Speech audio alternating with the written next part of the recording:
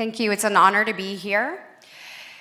God has forgiven me for so much that I've done in the past, and His mercy is great.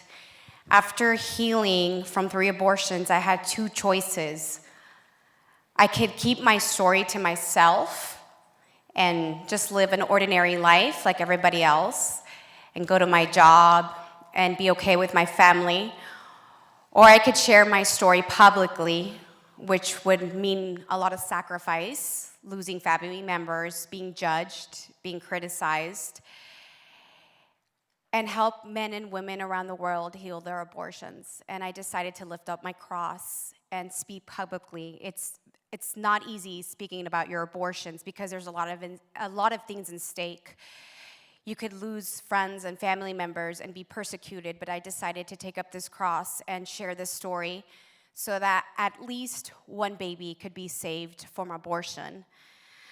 I was born in northern part of California in Sonoma County. My parents are from Mexico. They're from the state of Jalisco.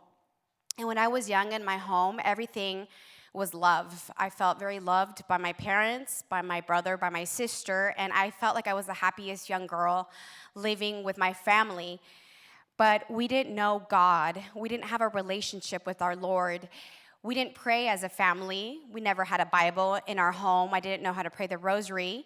But because we were Catholic, my parents baptized me into the faith, and I did my first communion. But it was during my CCD classes where I got to know the love of God, the Father, and I knew of Jesus and the Virgin Mary. And that's when I started a relationship with the faith. When I was very young, I used to go into my backyard and write love letters to God the Father. I felt a strong connection to God the Father, and I wanted to send these letters up to heaven so He can read them. And I would fold these love notes, wrap them on the ribbon part of the balloon, and I'd send them off to heaven. And I remember just watching that balloon just go off into the sky, and I would talk to God on a daily basis. But after my first communion, that was the last time that I even talked about the Virgin Mary, about Jesus, or about God.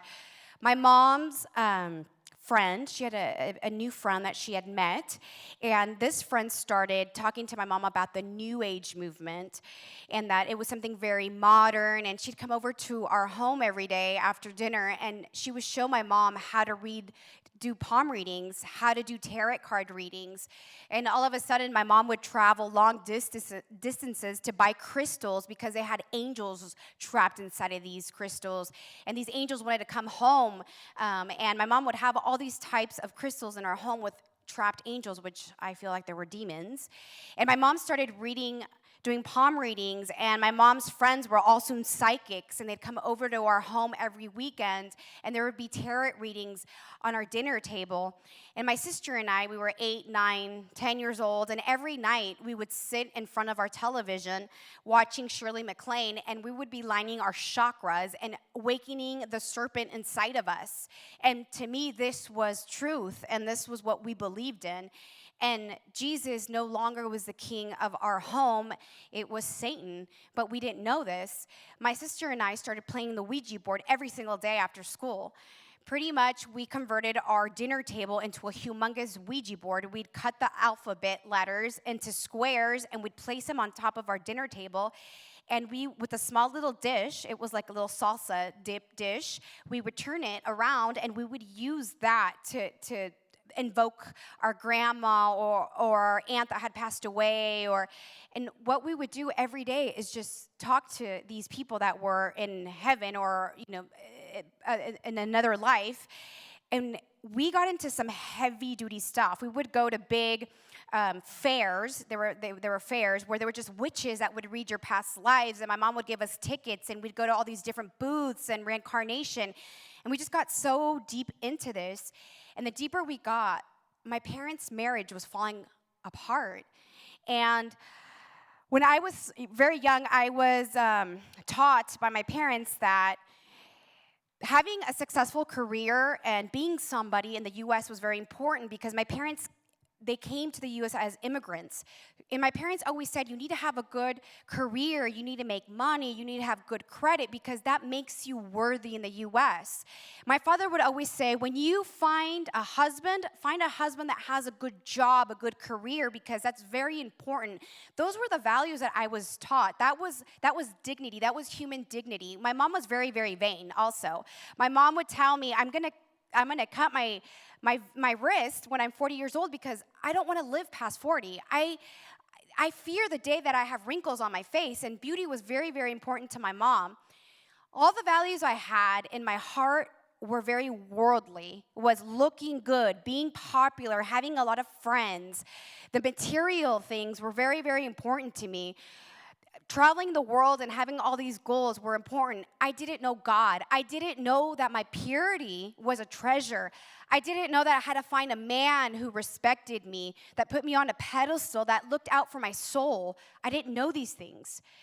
When I was 12 years old, in my school, they announced that Planned Parenthood were going to come and educate us on sexuality. We're going to have a course on sexuality, and my mom had to sign the permission slip. And I remember saying, Mom, would you let me go to this class?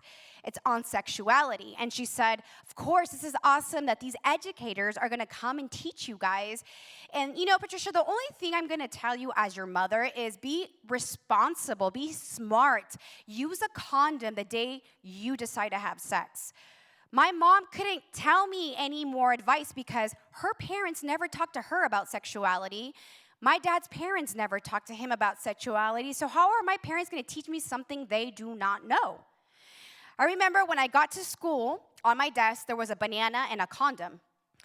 The educators said, well, kids, there's a lot of sexually transmitted diseases in the U.S., there's a lot of unwanted pregnancies, and a lot of kids, they don't know how to apply a condom. So we're going to teach you guys how to apply a condom properly, and we're going to teach you guys how to practice safe sex. And I remember when I was 12, we were all giggling, we were all laughing. I've never even thought of sexuality. I've never even thought of having sex. And what was happening in this course is they were opening our minds. And they were giving us inspirations to think about it, to be curious about having sex. That's what they were doing. It was all a setup. And I remember they said, well, we're going to teach you gals how to use the birth control pill, and we're going to talk about all these ways that you guys can protect yourself against pregnancy, like if it were some type of disease. And I remember learning about pornography. Pornography, that doesn't hurt anybody. You're just looking. You're just using your eyes. And you know what? We actually encourage you guys to start masturbating because we prefer that you guys start masturbating as young children than you guys starting a sexual relation with different partners. This way, you guys can protect yourself from transmitted disease, but you can still relieve like your desires, the pleasure. You know, masturbation is actually good for you. It's good for your emotions. It's good to release stress and anxiety, and we actually recommend it. And I remember all these things that they were telling us. And when I left that class, I thought, okay, safe sex. It seems so easy, like too good to be true.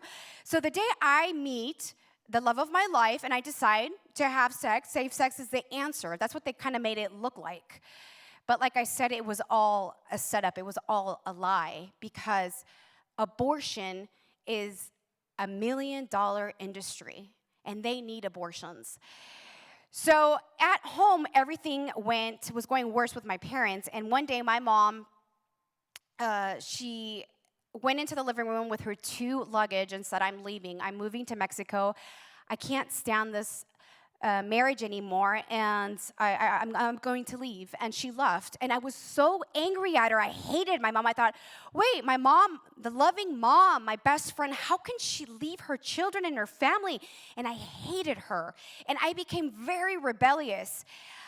I was so upset about the divorce, I started pulling my hair out. I didn't know how to deal with the emotional distress, so I started pulling my hair out, and it basically became an addiction that's called trichotillomania, or it's a disease, an emotional disease.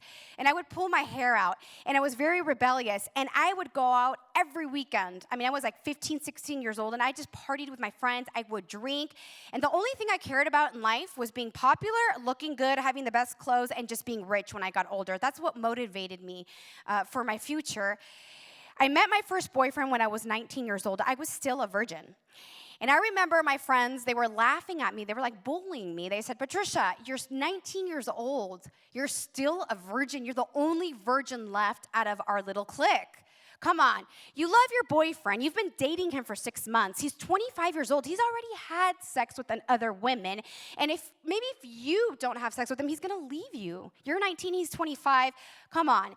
If you really love him, you would give yourself to him. And I thought, this is what I thought, that when you really love somebody, you give everything. You give your body, you give your heart, you give everything. That's what I thought true love was. And that's what many young girls think that love is. They think, I want my boyfriend to know that I love him. And they literally, they give their body. They give themselves up because they want their boyfriend to know that they love them. And that's what I thought love was. I didn't know what true love meant. So we started having safe sex. We started off using the condom. And 6 months into it, I started feeling nauseous. I started feeling really sick. And I thought, no, there's no way I can be pregnant. There's no way. But when I took that pregnancy test, positive. And when I saw positive, the first thing that entered my heart was fear. And I know, speaking to thousands of women around the world, the root of all abortion is fear. And I thought, oh my goodness, my dreams, my goals, my career, this is a disaster. This is not success. Pregnant at 19 years old, and I'm going to be stuck at home. This is not success. This is not what I want for myself. And I was so terrified about my dad kicking me out of the house and not supporting me. And I called my boyfriend and I said, I'm pregnant. And he was so happy. He said, I'm so happy. Do not worry. I will protect you. I will take care of you. You're under my wing. To hear the words of a man say, I will protect you, you're okay, you're not alone, that gives women so much courage to say yes to life. Unfortunately, many abortions in the U.S. and around the world is because today men are scared to be fathers. It's not just women who are scared to be mothers, but I feel that today there are more men who are terrified of being responsible and being a father than women are. And he supported me, and that gave me the strength to say, you know what, I will be okay. He went with me to my first appointment with our gynecologist, and I remember I had my first ultrasound. When I looked at the screen, I saw the head, I saw the arms, and I saw life was forming. I saw life was forming. And I felt so happy when I left that doctor's appointment. I remember I would grab my womb and I would sing lullaby songs, and I felt like I was protecting something that was growing inside of me. But the same friends that said, oh, Patricia, come on, you're a virgin. Come on, that's so old school. Those same friends, I noticed that they weren't happy with my pregnancy. They never said, hey, you know what, you messed up, but we are here, we're your friends, we're going to support you. They actually came over to my home one evening. I was 4 months pregnant. My stomach was actually starting to show, and they were crying, and they said, what are you doing? This is the worst mistake of your life. You are not ready to be a mom. You have the best grades in school. You have all these goals. You want to travel. Are you crazy? And really, I'm going to say something. My friends aren't evil. It was ignorance. They thought they were giving me the best advice. And I felt that they really cared for me. We were just a group of ignorant girls. And I said, no, they're right. What am I thinking? I do want to travel. I'm not even married yet. I don't want my dad to get mad at me. He doesn't know. I want to, it's not the time yet. But I'm not going to tell my boyfriend the truth because he's so excited to be a father. And my boyfriend's Mexican. And I really seriously thought that Latino people did not have abortions. I thought Latino people were very, very pro-family. And I thought, he's not going to accept an abortion. But so what I'm going to do to solve this problem, as soon as I said to solve this problem, it was not something growing inside of me. I disconnected. It was a problem. To solve this problem, I'm just going to go have an abortion, and then I'll just call him and tell him I had a miscarriage. And then I can continue studying. I can continue with my goals, and I will be the same person I was before I was pregnant. I thought it was that easy. Again, fear entered my heart. I made my appointment to have an abortion at 9 o'clock in the morning. I wanted to be the first one in and the first one out, and I wanted to forget that abortion and never think about it again. And I remember when I stepped out of my car in the parking lot, there was this big cloud of shame that just came over my body. I remember even my body hovering like this. Women feel so shameful. And I remember when I closed the door, the door to my car, and I saw my reflection on that window, I looked at myself and I thought, I never thought I would get pregnant, but I never thought I'd be walking into an abortion clinic. And that's the problem. A lot of you think, oh, that's not going to happen to me. I'm not going to get pregnant. That happens to Jennifer that lives over 3 blocks over there. That doesn't happen to me. That's not going to happen to me. And a lot of parents think, oh, that's not going to, that won't happen to my daughter. We're a good family. We've taught her good values. That's not going to happen to my daughter. We think it's not going to happen to us or it's not going to happen to our children, and it does. And I walked into that clinic and I thought, I'm not going to look at anybody in the eyes because I do not want to see somebody I know. I just want to forget about this. There's so much shame. And I walked in to the lobby and I was looking down at the floor, but I couldn't help but notice that there were sneakers all inside of that lobby. There was Converse, Keds, and I look up and there was about 30 young girls ready to have their abortion that day. They were about 13, 14, 15 years old. And I looked into their faces, and a lot of these girls were terrified. They were shaking. And I remember some of them were by themselves, and some of them were with their 14-year-old boyfriends, little kids. And I go up to the reception, I go, what's going on? Why are there kids here having abortions? I'm 19 years old, I'm an adult. And they said, okay, well, the state of California, when you're 13 years old, a 13-year-old can actually have an abortion without her parents' consent. Now, mind you, here in California, just not that long ago, a couple of months ago, I had a headache. And I went to go buy some Tylenol, and I got carded for buying Tylenol because you have to have 21 years of age now in the state of California to buy NyQuil, buy Tylenol. But you can go have an abortion at 13 years of age. It's just crazy. And I remember her saying, do you want to have an abortion here at the clinic, or do you want to have an abortion in the comfort of your own home? I'm like, the comfort of my own home? What do you mean? Oh, there's just this pill that you take, and in 48 hours, you will have an abortion just, comfortably laying in your bed, and you'll be comfortable. You'll be in your bathroom. I'm like, I don't want to have an abortion in my bathroom. I'm sorry. I want to have it here, and I want to walk away from this clinic. I don't want to think about this again. And when they put me inside of the operating room, I was so nervous because they never give you pre-instructions. They don't tell you. They just tell you to come in.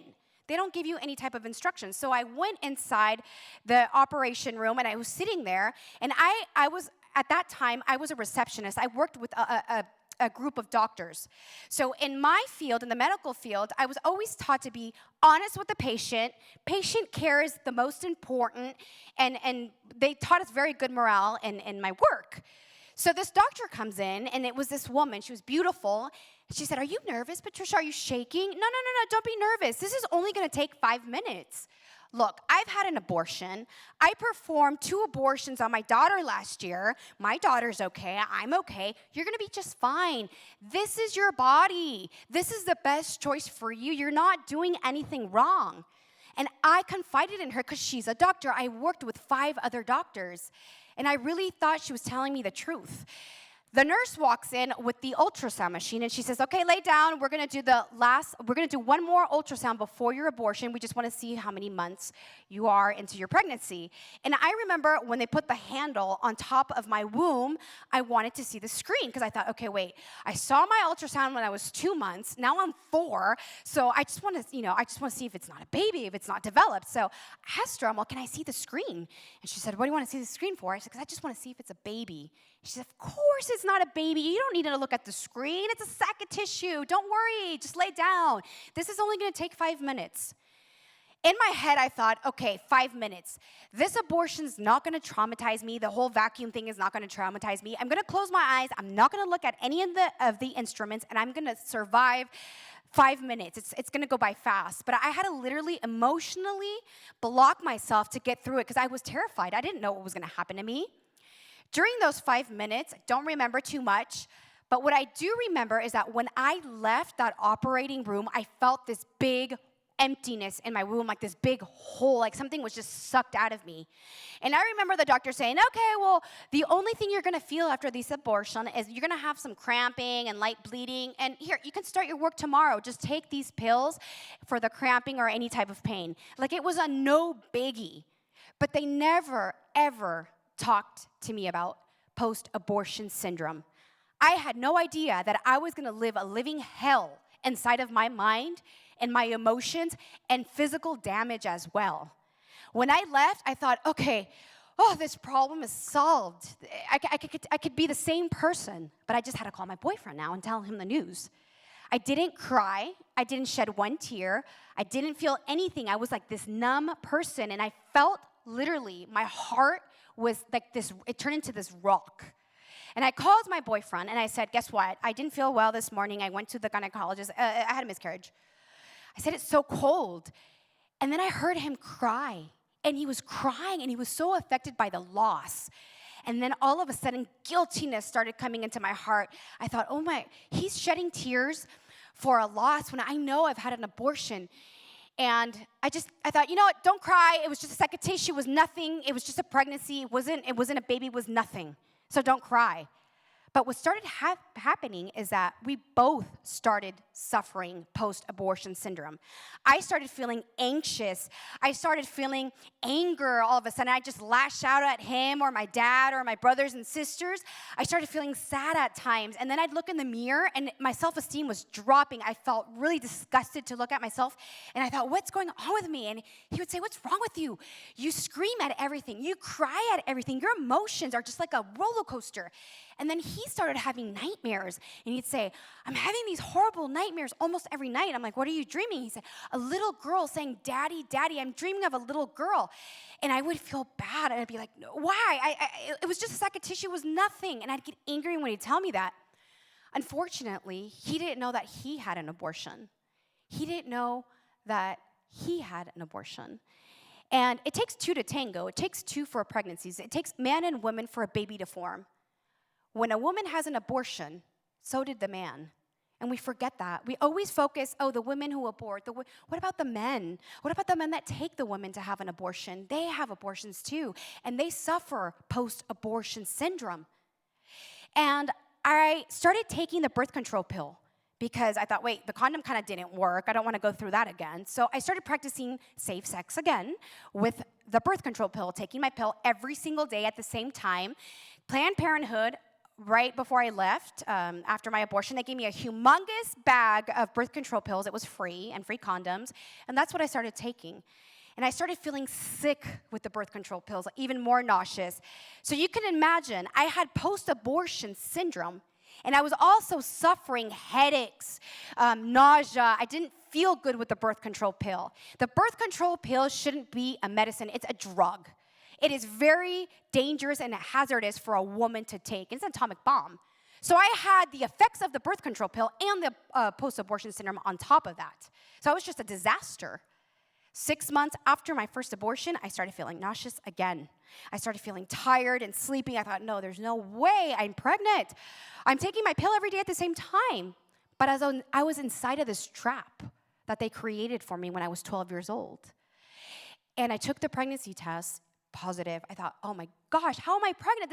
I'm not stupid. I'm responsible. People are going to think I'm not going to tell my friends. I'm not going to tell what am I going to tell my boyfriend? He's just going to want to have a baby. I don't want to go through this. I don't want this. And I was already feeling miserable. There was no way I was going to be a mom feeling already miserable and anxious and irritable.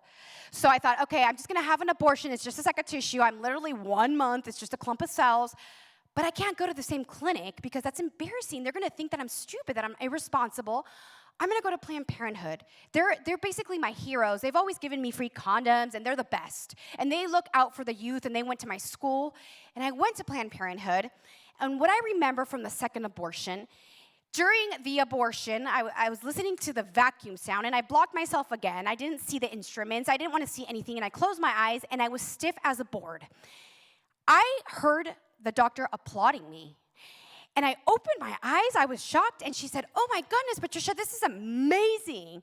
I want to congratulate you. You're not even crying. Most of the women cry during an abortion. You haven't even fainted. You're not even moving your feet. You're not even kicking me. You're making my job so easy. You're the best patient I've ever had during an abortion here at Planned Parenthood. And I want to congratulate you because you're so courageous and this is the best choice for you. And since I was such a people pleaser, I wanted people to applaud me, the world, I felt courageous. I mean, that sounds sick, but I felt like, wow, I'm such a good patient. And I went into this back room. It's the recovery room.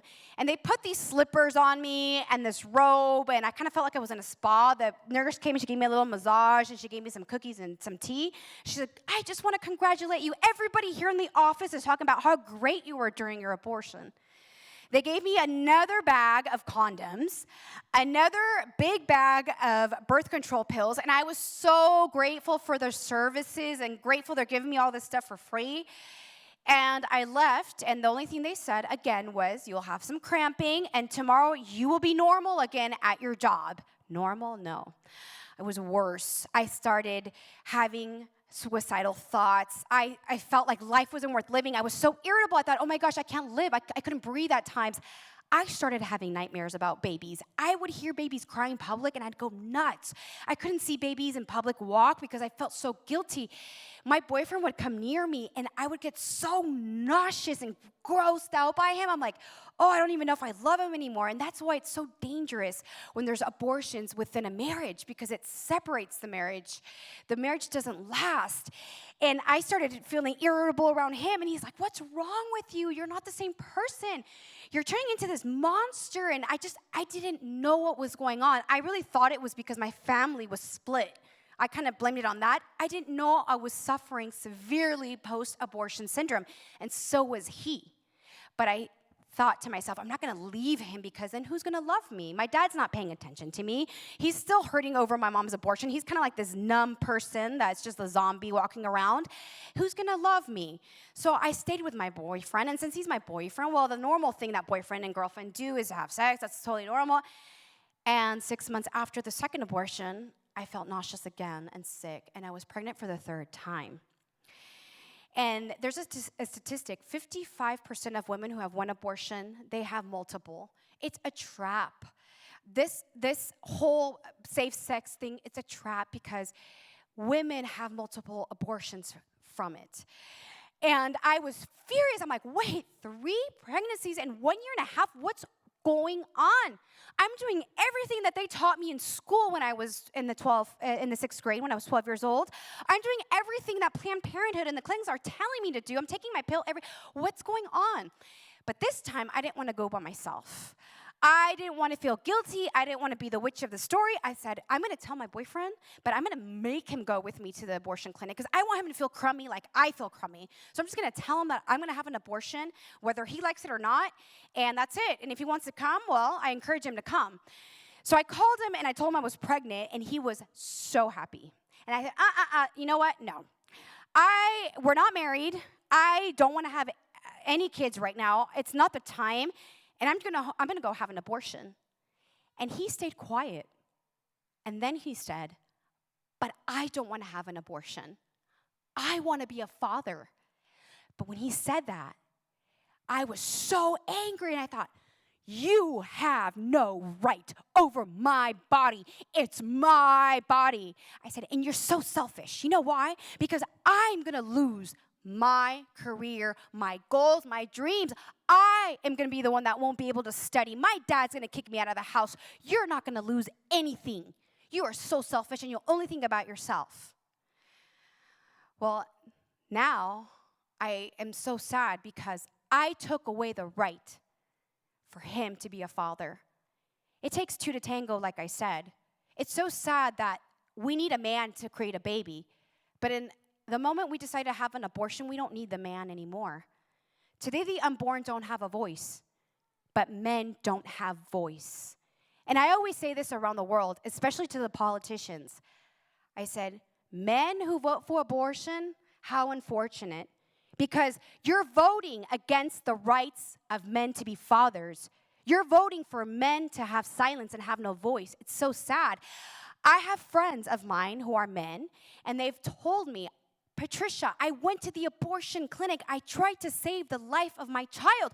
I stood in front of the door and I couldn't do anything to save the life of my child because I have no legal right in this country. And that's what happens. And that's what I did to my boyfriend. During the abortion, he went because he was scared I'd leave him. He loved me so much. I closed my eyes. I said, I'm going to block myself out again. And when he heard the vacuum sound, I felt him squeeze my hand so hard. And I opened my eyes because I wanted to see his reaction. And when I looked at his face, his lip was jumping. It was trembling of fear. And I looked at his eyes, and they were full of tears. Well, that abortion was the longest 5 minutes of my life because during those 5 minutes, the only thing I could feel were his tears bathe my face. And every teardrop of his that would come down my cheek and down my neck, it was guiltiness and guiltiness and guiltiness. And then I came to realize he's thinking it's the first abortion, when in reality, it's the third abortion in 1 year and a half. How did this come to be? How do I have 3 abortions in 1 year and a half? And my heart was stone. I had no emotions. After that abortion, I knew I was going to leave him. I was so suicidal. I just wanted to die. I didn't want to live, and I couldn't handle him. And he was kind of suicidalish, and he was depressed. It was so hard to be together. So I left him, and I thought to myself, okay, what I need to do is I just need to move out of my town, and I need to move. I need to start a new life. I just need new friends and new everything. So I left my father's home, and I had my own apartment in Sacramento, California. I've always worked in the medical field, so I was looking for a job. And in the newspaper, because back then you found a job with the newspaper, and I saw an ad for Planned Parenthood. They urgently needed a bilingual person, they just said person, to work with them. And I thought, oh yeah, my heroes, oh my gosh, Planned Parenthood, I want to give back to them. I want to give back to women and youth, and they're great. I can be successful in Planned Parenthood, and I can move up, and of course I want to go work for them. During my interview, the manager said, okay, do you have a problem with abortion? This woman, I've never since then met a cold-hearted, bitter woman like this woman. I said, no, I don't have a problem with abortion. I've actually had 3 myself. I'm pro-abortion. I'm pro-choice. Oh, this is amazing. This is going to help us so much in this office. Here in this clinic, we do 50 abortions a week. We do 25 on Wednesdays and 25 on Fridays. 90% of the women are Hispanic women who don't speak any English at all. And we've never had a Spanish-speaking person. All right, I want to pause there. Today, I think about, wait a minute. If they perform that many abortions on non-speaking English women, can you imagine how horrific it was for a woman that doesn't speak the language going into a clinic and is about to have an abortion, signing a consent form in English, and she has no idea what this consent form says. And what the consent form says is, you can die during this abortion and your family cannot sue us. If this woman had complications after her abortion, there is no way that she can ask the doctor or receive any type of instructions because she doesn't know the language. And because of the shame of having an abortion, there's no way this woman's going to tell anybody she had an abortion. Do you know how dangerous that is, now that I think about it? So they hired me at Planned Parenthood not as a receptionist. They hired me as a nurse with no credentials. I'd never studied to be a nurse. I never went to nursing school. And they hired me as a nurse. And I started on a Monday. And they were paying me double the amount of money that I was making back in Sonoma County in Napa, which was pretty good money. When I started on Monday, they took me into the office, and the manager said, okay, so today you're going to counsel 50 women for their abortions. The most important thing in this clinic is that they never see the ultrasound screen. If the woman cries, if she's demanding to see the screen, there's only one person in this whole office that can see the screen, and it's one of the nurses. The screen must face the nurse. In this clinic, you will not use the word baby. he, she, mother, father, or even fetus. Because if you use those words, that gives human dignity. You're going to have to say it's a clump of cells or a sack of tissue. That's the only thing you could use. No human dignity that refers to what they have inside of their womb. And I was kind of confused a little bit. I didn't understand because working in the medical field, I was always taught to tell the truth, to be honest, and that patient care is the most important care. Patients are before us that are the employees. So I was a little confused. Now, Patricia, you will not bring a photograph of your nephews, nieces, cousins, or your family in this office, because if a woman walks into the clinic and sees a photograph of a family, she can get traumatized and walk out, and she won't have her abortion. If a woman does not come to her abortion appointment, you can lose your job. They threatened me with my job.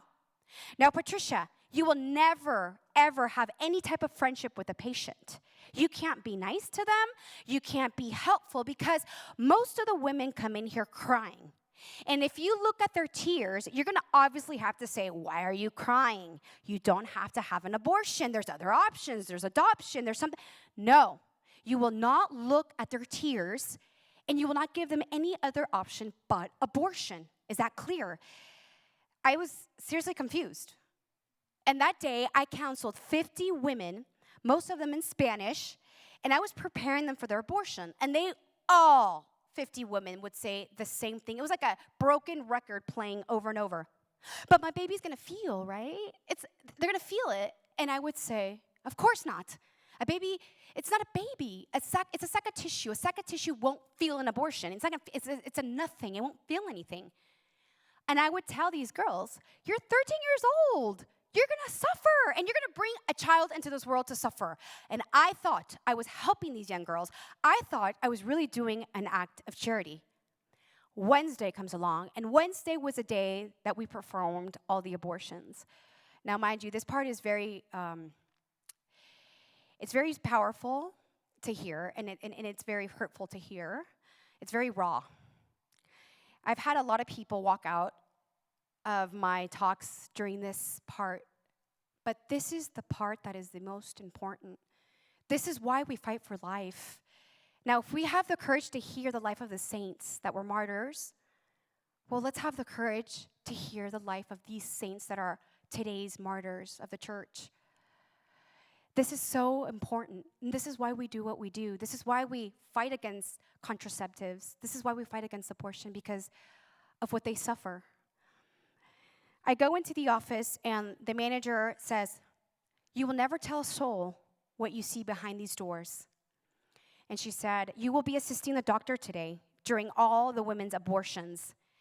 You will never tell a woman that after her abortion, we throw their babies away in the garbage. And you will never tell the fathers in the waiting room that after each abortion, we throw their babies away in the garbage. Do you understand? And I felt something pierce my heart. I was so frightened to ask anything. And I didn't say anything. I stayed numb. And she said, we have an abortionist that comes from outside of the clinic. He's not from this clinic. And do you know why? I said, no. They said, because if a woman dies during an abortion, when we've had women die, the woman can't sue the clinic because the doctor's not from here. So he just basically bounces around different clinics around the U.S. and performs abortions. Now, the abortions can only last 5 minutes because time is money. So he's going to be jumping into one room, doing an abortion, and then jump into the next and next, and he's going to be jumping back and forth between 2 rooms. Do you understand that you cannot last more than 5 minutes assisting the doctor? Time is money, and you can get fired. And they kept threatening me with my job. And at this point, I didn't understand what was going on. I still thought I was doing the right thing. The first young girl walked in. She was 15 years old, and she was 3 months pregnant. And she started to faint in my arms, and I thought, oh, gosh, this girl's so exaggerated. She's like sweating and fainting. She's doing this drama. She's gonna abort a sack of tissue. Why is she acting like this? She's not brave. I was brave. I didn't cry. I didn't act like that. I didn't faint. And I put her on top of the table, the exam table, and I remember the doctor walking in. It was a tall, strong doctor. He didn't say hello to me. He didn't say hello to her. He said, we're starting the abortion now. We have 5 minutes. That's what he said. And he said, stand behind me. And I remember that he uncovered the tray table, basically the Mayo stand with all the instruments.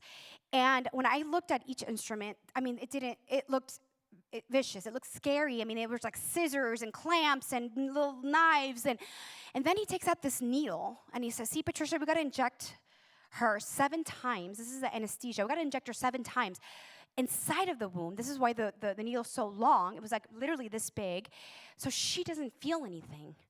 And I remember, because I'd blocked myself out during my 3 abortions, I was terrified when I saw this. I thought, oh my gosh, this doesn't look good. And all of a sudden, he turns on the vacuum. This vacuum is 28 times stronger than a regular vacuum that you clean your home with. It's very powerful. And on the tip of this, of the machine, it's called cannula. It's literally like this little blade on the tip. And he says, stand behind me, we're going to start the abortion. When I stand behind the doctor, it was the most violent thing I have ever seen in my life. He puts this cannula inside of her cervix, and he has to assure himself that he takes everything out, because if something's left behind, this girl can die from an infection. So he has to move this little blade around her womb. And at this point, when she's kicking in the air and he's trying to dodge her legs from kicking, and he's got this thing in his hand going like this, I thought to myself, this looks like a violent act of rape. That's why we can never justify abortion with rape.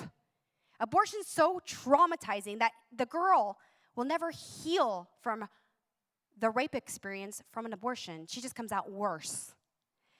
And I remember thinking, he can't see inside of her womb. How does he know he's not damaging her ovaries? How does he know that he has everything? And I always give this example during my talks. Abortion is a blind man's surgery. It's as if I'm the doctor and I say, hi, good morning, I'm Patricia Sandoval. I will be performing your heart surgery today. But before I start, let me just grab my little sharp blade and let me just turn the light off and let me just put, just cover my eyes, and then I'll start doing surgery on you. That's what abortion is. That's what women sign, the consent form. These 13-year-old girls don't know what they're signing. It's so dangerous. A lot of women, I just came recently from Argentina. Things are very intense there because I think they're trying to vote on abortion this next coming month. And I had all types of feminists come to all my talks. And what they would argue is, legalize abortion, it's safe abortion. Safe abortion to legalize it. No. There's no such thing as safe abortion. Okay? Just like safe sex, there's no same thing. If a woman has an abortion in a back alley, or she has an abortion in a castle, it's the same thing. The doctor can't see inside of the womb. She can die either inside of a castle or on the streets in the back alley. It doesn't matter. There's no such thing as safe abortion. And then the doctor looks at the clock and he says, okay, Patricia, it's 5 minutes. I think I'm done. And I thought to myself, think? Is this a guessing game? And then he looks at the amount of blood that was taken out of her womb. It was inside of this cylinder, like this glass cylinder. He's like, okay, this is a good amount of blood. I think we're good. Turns off the machine, opens the cylinder, and everything just falls into this bag. And he says, grab the bag, and there's a nurse that's waiting for you by the door. Go follow her. The nurse was 19 years old, and she was hired just like me, no credentials. Fake nurse training me. Grab this bag, follow this nurse, and I go into this little room, and she said, close the door, hurry, close the door. I said, why? She said, because if that girl gets up and goes to the restroom that's right there and sees what we're about to see, then she can sue us. We're going to change this little room to somewhere else because the bathroom's right there. And I closed the door, and in front of me, there's this Petri dish. It was like this big glass. And she says, dump the contents that are inside of the bag inside of that Petri dish. And I remember when I grabbed the bag and I just dumped everything in the Petri dish, the first thing I said, okay, I'm going to look for the sack of tissue, because I told this girl during her consultation 2 days ago it was nothing. The smell of the contents were so powerful. It smelled like death that I wanted to faint. And when I look at this young girl that's training me, I thought, okay, she has to want to vomit like I do. When I look at her face, it was a robot. There was no emotion. It was a zombie. And when I started looking at all these young girls working inside of Planned Parenthood, they look like zombies and robots because they have to act like that to survive the trauma of abortion. We judge those workers. But do you know that Planned Parenthood doesn't go just after young girls for abortions? They hire young girls and pay them a good amount of money because the youth are motivated by money to stay at such a place and survive those traumas. We have to pray for all those young, traumatized girls that are working there to have a conversion and to get out. Just as we have to pray for the conversion of abortionists. Do not forget the abortionists. They're human beings. They're children of God, and we have to pray for their conversion. These people are traumatized in there. It's horrific. She takes out these forceps, they look like tweezers, and she starts digging inside of this petri dish. And all of a sudden, she lifts up an arm with a little hand, and the fingers were extended like this. And she said, "This is part number 1. We need 5 parts of the baby to verify that the abortion was successful." And I know I didn't know God back then, but I know God was with me because it was as if time stopped and that hand was held up to the light for so long, and I can contemplate every detail. And the first thing I saw were the fingerprints. And I said, oh my goodness, fingerprints. Fingerprints identify us as authentic human individuals. There's nobody else like us in the world. And then she turns the little hand around, and this baby already had fingernails, and she puts it on the counter. And then she went back into the petri dish, and she lifted up the leg with the foot. And I could see that the baby had footprints. He had toenails. But what really struck me was that on his skin, I could see like little light hairs that were already forming on his leg or her leg. And she puts it on the counter. She found the other arm, the other leg. But what really broke my heart is when she lifted up the head. This baby already had hair. His eyebrow was forming. I saw lashes. I saw 2 eyelashes on one eye. But when the mouth was open, as if this mouth was screaming for its life, and nobody can hear his voice, this poor, defenseless being fought for his life, and there was nobody there to defend it or to hear him because he had no voice. And when she puzzled this human baby together, that's when I said, I was lied to. They lied to me. They deceived me. I didn't abort 3 sack of tissues. I aborted 3 human beings that were my own children in my own body. I was so terrified, I couldn't talk. And I was a coward, and I didn't say anything, and I kept going. And the atmosphere in Planned Parenthood during abortion days was a living hell on earth. It is a factory of people just being killed.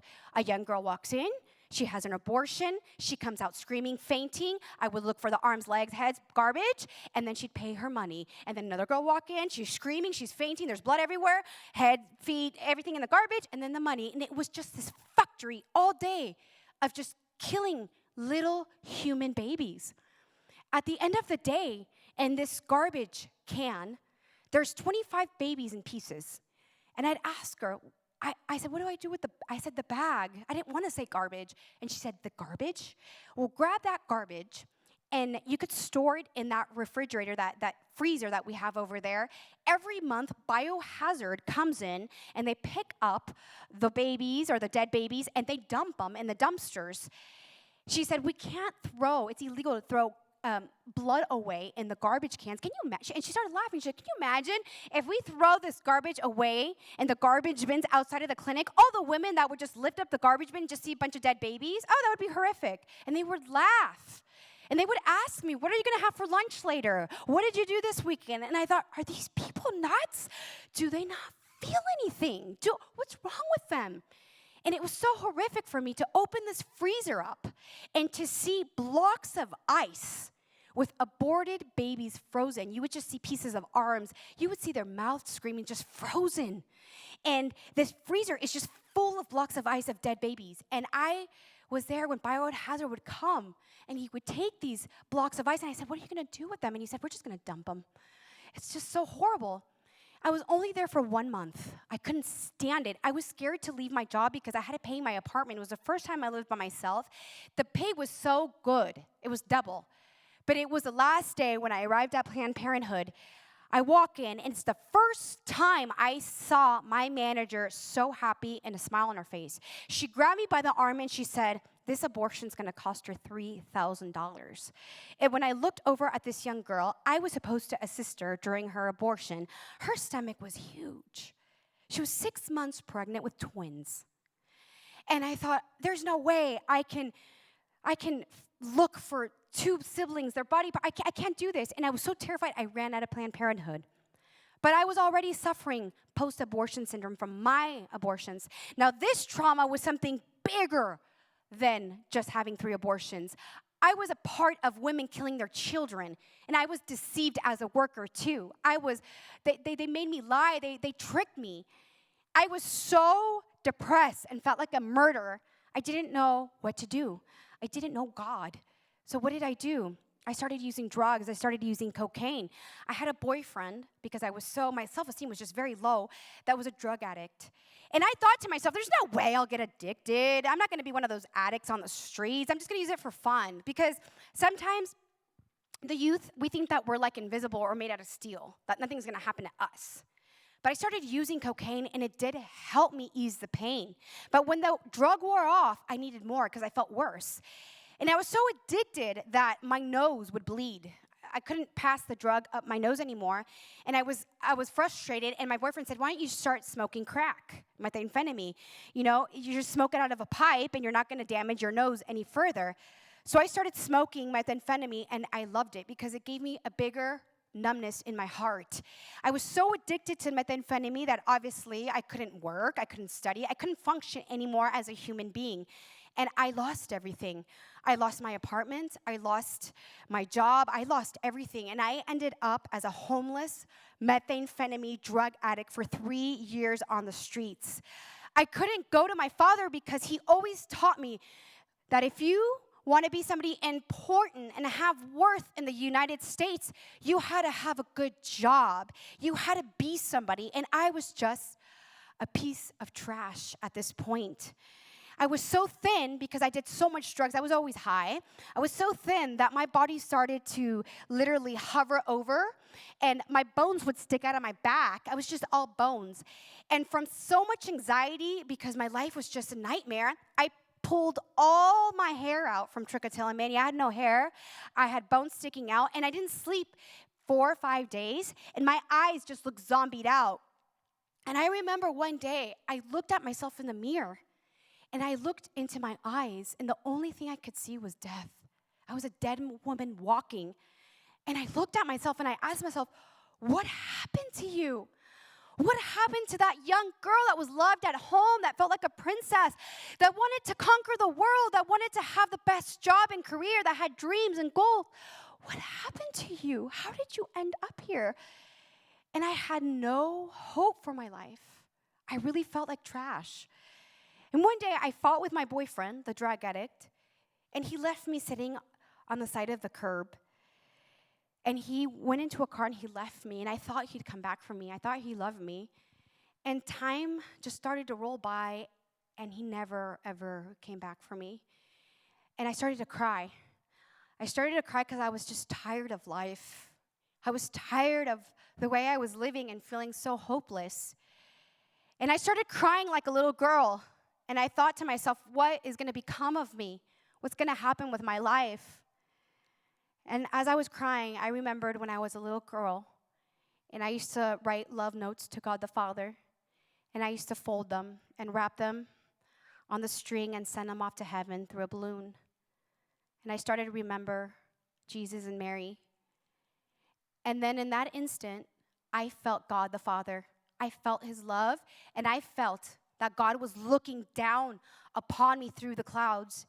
And at that very moment, I looked at the sky and I said, I don't know you, but I do know that you exist. I don't have anything. I don't have drugs. I don't have my boyfriend. I don't have my family. And I've destroyed my life. But I want to thank you because you gave me the most beautiful childhood. And you gave me so many beautiful opportunities. And I destroyed my life. And I want to ask for your forgiveness for everything that I've done. For some reason, I felt so much peace inside of me that I couldn't explain. And I put myself in a fetal position and I held my legs and I started to cry and cry. And all of a sudden I felt a hug. I felt somebody hug me with so much love. And when I opened my eyes, in front of me was this girl. And I saw her name tag. Her name is Bonnie. She had blonde hair and these beautiful blue eyes full of mercy. And her eyes pierced my eyes and she said, Jesus loves you. Jesus loves you. I'm a waitress at that restaurant in the corner, and I saw you crying on the street, and I started to pray for you. And God told me to tell you that even if your mother or your father shall forsake you, that he will never abandon or forsake you, that he will be with you until the end of time, and that everything that you've done in your life, he forgives you. But at that moment, when she looked at me, I knew it was not Bonnie. I knew it was Jesus himself that came down from heaven. I knew it was Jesus himself that went inside of her heart and gave her the courage to come out and hug me and to tell me that I was forgiven. And it was Jesus himself that held me off the street and lifted me up with such dignity, just like he did in all the Gospels he did with women. And I know it was our Lord. And there's a song in Spanish. There's a beautiful song. I don't know if it's in English. But the song is that when the good shepherd loses one sheep, he leaves the 99 sheep. And he goes out into the darkness, into the misery to find that lost sheep. And that's how Jesus is. No matter where we are or what we've done, when we repent with our heart, the good shepherd comes for us out in the misery and takes us back to his flock. My sheep know my voice, and they follow me. And that young girl said, I'm going to take you home. I don't care if I have to drive 10 hours. I'm going to take you home. And I knew that my mom had moved back from Mexico, and she was living in Sacramento. And I knew where she lived, and she took me home. And I never saw Bonnie again. And the reason I mention her name is because I hope one day that she hears my story, that she'll remember and recognize it. But if not, I will give her thanks in heaven, and she will see all the fruits that that act of love did. And she'll see all the babies that were saved because of that act of love that she did. And when I came home, my mom said, praise God that you're home. I've been praying for you for 3 years on my knees in front of the Blessed Sacrament. I don't belong to the New Age movement anymore. I came home back to the Catholic Church. And I've been praying the rosary every day. And I've been offering every single Mass and Eucharist for God to give me this great miracle. And she said, welcome home. And I thank God for his divine mercy. But I thank my mother, because if it weren't for my mother's prayers, I wouldn't be alive. And every mother that's here, if you have a son or a daughter that's away from the church, that is on drugs, that has an addiction, that's in jail, never lose hope. Because the prayers of a mother are so powerful and they're so special to God. That's why God elevated his mother, the Virgin Mary, on high. Because God loves and keeps the prayers of a mother in his heart, and he answers all of the mother's prayers. Don't ever give up. Don't ever stop praying the rosary. Keep going. God will do the miracle in your son or daughter's life like he did in mine. And my mom held up the Bible and she said, do you know why Satan took you and dragged you around the world? Because you didn't know who you were. I never told you as a mother what your identity was, because many youth don't know their identity. That's why they're in drugs, pornography. That's why they have homosexuality's tendencies, because they don't know their identity. You are not worthy because of the friends, because of the education and the career and the job you had. The only reason that you're worthy is because Jesus Christ shed the last drop of blood for you on the cross. You want to know what your identity is, Patricia? The blood of Christ is your identity. And you're the daughter of the Most High. And you're the princess of the King of Kings. And this Bible is what God thinks of you. I don't care if the world says you're a drug addict, if you're a loser, if you're a nobody, if you're trash. I care what God says about you, and you got to know what he thinks about you. And she started reading me Psalms and Bibles, and that gave me so much worth. But it was the sacraments. It was confession. It was the Mass that liberated me. Thank God for the Catholic Church and our sacraments. They are a treasure. They are healing. It healed me from so much. But I couldn't forgive myself because of the abortions. I knew God forgave me. I think most women that go to confession, they can't forgive themselves, but they know God forgives them. But I couldn't forgive myself because I worked inside a Planned Parenthood. I know what happens to the unborn. And you know what's the saddest part about it? Why the unborn are in pieces and trash? Because we have a sexual disorder in our society. Because kids don't know what true love is. They don't know what purity is. They don't know what chastity is. And who pays the price? These unborn. It's not fair. And I told my mom, I know where my kids are. They're in a dumpster. And my mom said, go to Rachel's Vineyard, a post-abortion healing retreat. And I walked in on a Friday afternoon feeling shameful and feeling like a murderer. On Saturday evening, during a prayer, with my eyes shut, I saw my 3 children. A little girl, a boy, and a little girl. And when I saw these children, my children, they were screaming, "Mother, mother." I never thought of myself as a mother. I was an assassin. Mother, we love you. We're praying for you. And they would tell them each other, look how beautiful she is. We love her. She's seeing us. And the girls had dresses and they had bows in their hair. And I heard Jesus' voice tell me, do you see the bows in your daughter's hairs? The Virgin Mary, she put those bows in their hair. Do you see the dresses that they're wearing? The Virgin Mary put those dresses. Do you see your son, the way he's dressed? It's as if I would have dressed him that way if he would have lived. He said, your children live because I was victorious over death on the cross. And the day you come to heaven, you will see your children. And the Virgin Mary is taking care of them under her mantle. For every woman that's lost a child, abortion or miscarriage, nothing is lost. A lot of women say, I've lost a kid in a miscarriage. Nothing is lost. You will see your children in heaven for an eternity. Nothing's lost. And that day I gave them a name. Mariana, in honor of the Virgin Mary, Emmanuel, and Rosie. And I made them a promise. I said, I didn't give them a chance to live. And I was forgiven for so much. I was so happy that I felt like I was a mom. And you know what the thing that women need to know when they've had an abortion, why they can't forgive themselves? Because they need to know that their children forgive them.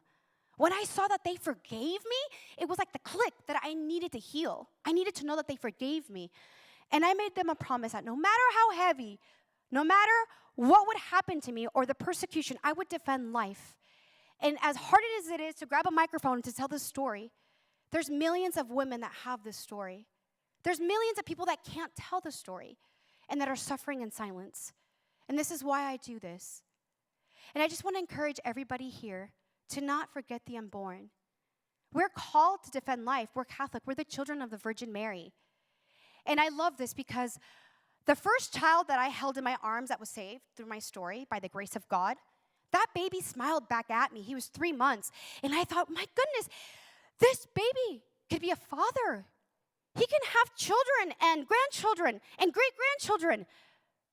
When you invest in the pro-life movement, we love deals that are 2 for 1. But what about 1 for a million? What about when one life is saved, a whole generation's saved, millions of lives are saved for one baby? What if that baby's a priest? What if he becomes a priest and just helps so many people go to heaven? And I know, this is what I love about the pro-life movement. I don't expect to see fruits or to receive here on earth. I don't expect to see, because a lot of us get discouraged. We think, okay, we're not doing anything. We're just praying. Nothing's happening. I'm not saving. Nothing's happening. We do it out of love. Love is what motivates us without seeing fruits. But I know for a fact that the day I die and I go to heaven, those babies that have been saved, they're going to have a whole generation. My fruits are still going to live on this earth. My fruits will always live. And I just want to thank all of you guys that are in the pro-life movement, that are in the movement to heal families and marriages, I want to thank you for all your work. There's very few of us in the world that have the courage to do it. And just to end this talk, I just want to give you guys words that my spiritual director told me. I was very discouraged one day, and I wanted to give up because Satan knows that if one life is saved, millions of lives are saved. That's why abortion is so important to Satan. And I was discouraged. And my spiritual director said, Patricia, can I just give you a beautiful enlightenment when you die, the day of your judgment? I said, what, Father? He said, Jesus, when you die and you're facing God and you're facing your judgment, Jesus comes in and says, hey, I'm her lawyer. I paid for her on the cross. I paid her price. But people that are in the pro-life movement have a beautiful judgment day. Because not only is Jesus your lawyer that comes and says, hey, I paid the price for this person's sins on the cross, but you're going to hear the voices in heaven of millions of unborn babies crying out to God, Father, Father, have mercy on this soul because this soul loved us on earth. You will have millions of lawyers on your judgment day. God bless everybody. Thank you so much. And I just want everybody to give God, the Father, the Son, and the Holy Spirit, and the Virgin Mary an applause. And all the glory goes to them. Thank you.